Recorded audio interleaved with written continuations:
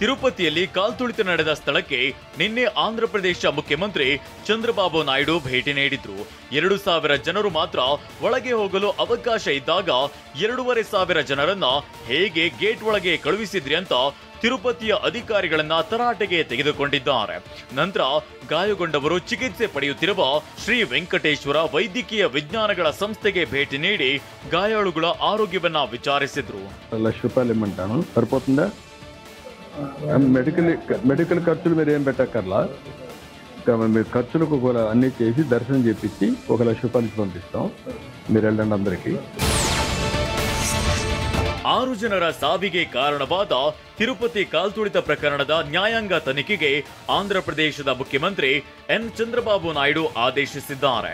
ನಿನ್ನೆ ತಿರುಪತಿಯಲ್ಲಿ ಸುದ್ದಿಗೋಷ್ಠಿ ನಡೆಸಿದ ನಾಯ್ಡು ನಿರ್ಲಕ್ಷ್ಯ ತೋರಿದ ಡಿಎಸ್ಪಿ ರಮಣಕುಮಾರ್ ಮತ್ತು ಗೋಶಾಲೆಯ ನಿರ್ದೇಶಕ ಹರನಾಥ್ ರೆಡ್ಡಿ ಅವರನ್ನ ಅಮಾನತುಗೊಳಿಸಲಾಗಿದ್ದು, ಎಸ್ಪಿ ಸುಬ್ಬರಾಯುಡು, ಜೆಇಒ ಗೌತಮಿ ಮತ್ತು ಸಿಎಸ್ಒ ಶ್ರೀಧರ್ ಅವರನ್ನ ವರ್ಗಾವಣೆ ಮಾಡಲಾಗಿದೆ ಅಂತ ತಿಳಿಸಿದ್ರು.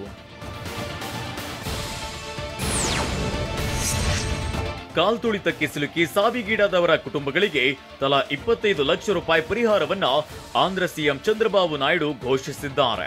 ಇನ್ನು 33 ಜನರು ಗಾಯಗೊಂಡಿದ್ದು ಅವರಿಗೆ ತಲಾ 2 ಲಕ್ಷ ರೂಪಾಯಿ ಪರಿಹಾರ ಕೊಡುವುದಾಗಿ ಪ್ರಕಟಿಸಿದ್ದಾರೆ. ಗಾಯಗೊಂಡಿದ್ದ ಇಬ್ಬರಿಗೆ ಇಂದು ತಿರುಮಲದ ವೆಂಕಟೇಶ್ವರ ಸ್ವಾಮಿ ದರ್ಶನಕ್ಕೆ ವ್ಯವಸ್ಥೆ ಕಲ್ಪಿಸಿರುವುದಾಗಿ ಚಂದ್ರಬಾಬು ನಾಯ್ಡು ಹೇಳಿದ್ದಾರೆ. ಕಾಲ್ತುಳಿತ ಸಂಭವಿಸಿದ ಸ್ಥಳಕ್ಕೆ ಆಂಧ್ರಪ್ರದೇಶ ಡಿಸಿಎಂ ಪವನ್ ಕಲ್ಯಾಣ್ ಕೂಡ ನಿನ್ನೆ ಭೇಟಿ ನೀಡಿ ಪರಿಶೀಲಿಸಿದ್ರು. ನಂತರ ಗಾಯಗೊಂಡು ಚಿಕಿತ್ಸೆ ಪಡೆಯುತ್ತಿರುವ ಸ್ವಿಮ್ಸ್ ಆಸ್ಪತ್ರೆಗೆ ಭೇಟಿ ನೀಡಿ ಆರೋಗ್ಯ ವಿಚಾರಿಸಿದ್ರು. ಘಟನೆಗೆ ಟಿಟಿಡಿ ಇಒ ಶ್ಯಾಮಲಾರಾವ್ ಮತ್ತು ಎಇಒ ವೆಂಕಟ ಚೌಧರಿ ಅವರೇ ಸಂಪೂರ್ಣ ಹೊಣೆ ಅಂತ ಪವನ್ ಕಲ್ಯಾಣ್ ಕಿಡಿಕಾರಿದ್ರು.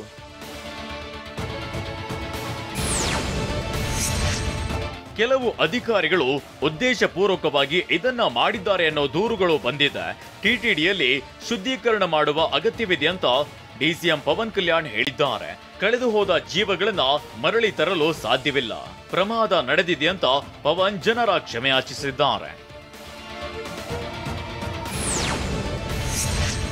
ಆಂಧ್ರಪ್ರದೇಶ ಮಾಜಿ ಸಿಎಂ ಜಗನ್ಮೋಹನ್ ರೆಡ್ಡಿ ಕೂಡ ಕಾಲ್ತುಳಿತದಲ್ಲಿ ಗಾಯಗೊಂಡವರನ್ನ ಭೇಟಿ ಮಾಡಿ ಆರೋಗ್ಯ ವಿಚಾರಿಸಿದ್ರು.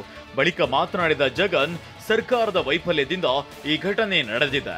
ಅಧಿಕಾರಿಗಳ ನಿರ್ಲಕ್ಷ್ಯವೇ ಈ ದುರಂತಕ್ಕೆ ಕಾರಣವಾಗಿದ್ದು, ಘಟನೆಯ ಸಂಪೂರ್ಣ ಹೊಣೆಯನ್ನ ಸರ್ಕಾರವೇ ಹೊರಬೇಕು ಅಂತ ಆಗ್ರಹಿಸಿದ್ದಾರೆ.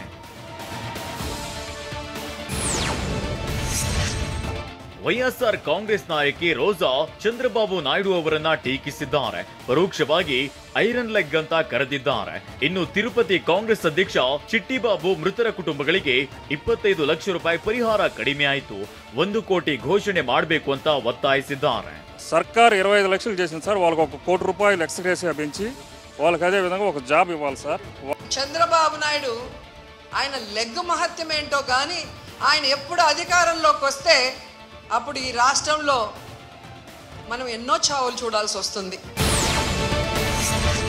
ತಿರುಪತಿಯಲ್ಲಿ ಕಾಲ್ತುಳಿತದಲ್ಲಿ ಮೃತಪಟ್ಟವರ ಕುಟುಂಬಗಳಿಗೆ ಹೆಚ್ಚಿನ ಪರಿಹಾರ ನೀಡಬೇಕು, ಸರ್ಕಾರಿ ಉದ್ಯೋಗ ಕಲ್ಪಿಸಬೇಕು ಅಂತ ಪ್ರತಿಪಕ್ಷಗಳ ನಾಯಕರು ಆಗ್ರಹಿಸಿದ್ದಾರೆ.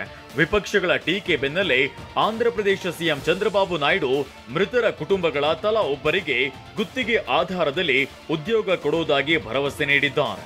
వాళ్ళకందరికి కూడా కాంట్రాక్ట్ ఉద్యోగం 6 మందికి 6 ఉద్యోగాలు ఇచ్చేదిగా ఇక్కడ కానీ తమిళనాడులో కానీ ఆ ఎంప్లాయ్మెంట్ కూడా ఇస్తారు. ఈ 2 కూడా టీటీడీ చేస్తారు.